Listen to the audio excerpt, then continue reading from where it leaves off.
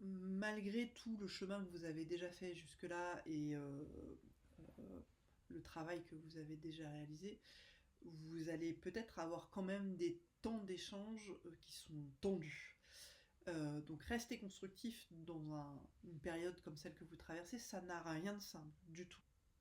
Donc soyez prêts à faire des pauses dans la discussion pour préserver la qualité d'échange. Le but du jeu, c'est d'éviter de repartir dans les boucles de reproches qui vous empêchent d'avancer.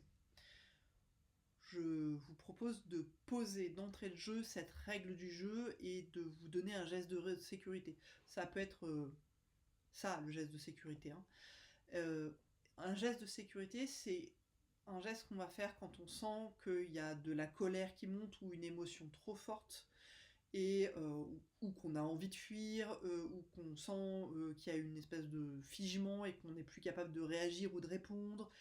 Ça va être important de pouvoir faire une pause à ce moment-là sans se justifier, sans voilà. On dit juste en quittant la discussion à quel moment on sera prêt à reprendre la discussion. C'est vraiment une petite phrase de là j'ai besoin de m'arrêter parce que je sens que je vais être débordée. Je voudrais qu'on reprenne la discussion plus tard. À quel moment voilà. Attention, il est extrêmement important que ce geste ne soit pas utilisé pour faire taire l'autre. Il est là pour vous empêcher vous-même de partir dans un comportement qui ne va pas aider la relation, qui ne va pas vous aider à long terme. Donc oui, respecter la sécurité et les limites de l'autre, ça va créer de la frustration. Attends, j'ai pas fini ce que j'étais en train de dire. Mais si l'autre a dit stop, de toute façon, ça veut dire qu'il n'est plus en mesure d'entendre. Donc s'il n'est pas en train de se boucher les oreilles physiquement, il est en train de le faire intérieurement, soyez-en sûrs.